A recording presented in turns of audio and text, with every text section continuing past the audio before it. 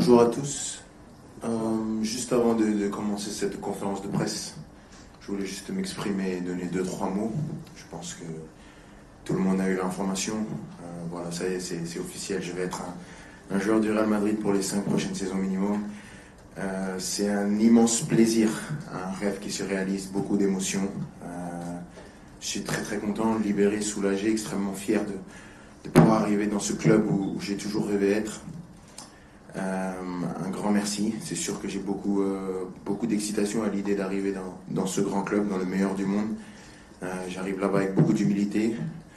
Je voudrais remercier toutes les personnes qui m'ont envoyé pas mal de messages, toutes les personnes qui m'ont soutenu. J'ai pas pu tout voir, mais le cœur y était.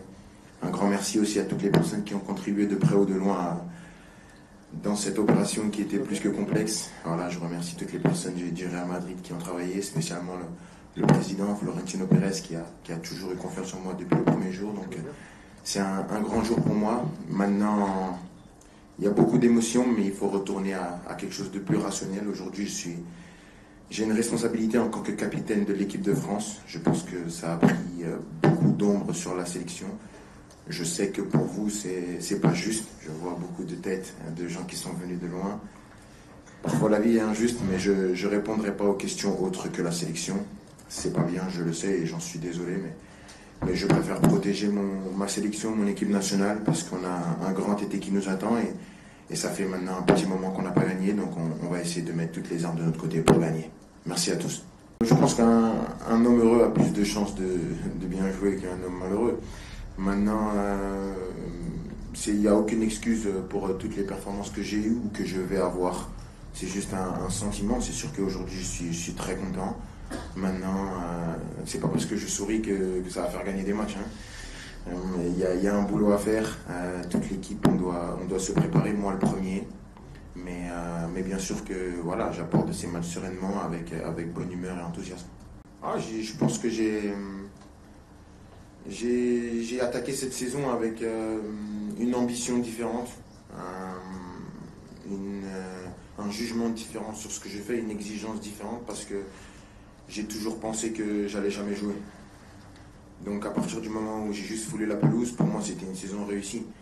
Mais c'est sûr que cette saison, si on prend en comparaison avec toutes les saisons que j'ai pu donner, toutes les saisons que vous avez pu voir, je pense qu'il y a eu des mieux que celle-ci.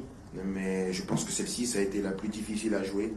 Et la jouer comme je l'ai joué, je peux qu'être fier, et je suis beaucoup plus fier de cette année-là, même si on parle vraiment que techniquement en termes de performance, elle est peut-être un peu moins bonne dans mes standards à moi, mais quand je sais tout ce que j'ai dû traverser pour jouer, tout ce que j'ai dû subir tout au long de l'année, je pense que c'est la meilleure saison de ma carrière. On me l'a dit, on me l'a fait comprendre, on me l'a fait passer par médias interposés, on me l'a dit en pleine face. C'était très clair, on m'a parlé violemment, on me l'a dit, donc pour moi j'étais persuadé que j'allais pas jouer. Les gens qui m'ont sauvé, c'est Luis Enrique et Luis Campos, le directeur sportif. C'est eux qui m'ont sauvé. Ça, c'est la vérité. Sans eux, j'aurais jamais remis un pied sur le terrain. Et la vérité, elle est strictement là. C'est pour ça que j'ai toujours eu cette reconnaissance par rapport au coach, par rapport au directeur sportif. Et donc, c'est pour ça que mon ambition cette année-là était différente. Et j'entends toutes les critiques, parce que je pense qu'être la meilleure personne qui comprend le mieux mes performances et qui les analyse le mieux. Donc j'ai aucun problème à venir baisser la garde ici et dire que c'était peut-être un peu moins haut dans mes standards. C'est sûr que comparé à d'autres joueurs, c'est toujours élevé, mais quand on compare à mes standards et à ce que je suis capable de faire, c'est un peu moins bon. Mais comme j'ai dit, par rapport à tout ce que j'ai vécu, juste jouer, et au-delà de l'empreinte statistique, même jouer, venir répéter les matchs, toujours essayer d'être là pour mon équipe, gagner des trophées, ça a été ma plus grande fierté, mais c'est sûr que l'année prochaine, je ne me contenterai pas d'une année comme ça, c'est sûr. Bonjour Kylian, ici Loïc Tanzi pour l'équipe. Vous dites qu'un homme heureux a plus de chances d'être performant qu'un homme malheureux. Ça veut dire que vous étiez malheureux cette saison? Et si oui, pourquoi? Au PSG, j'étais pas malheureux.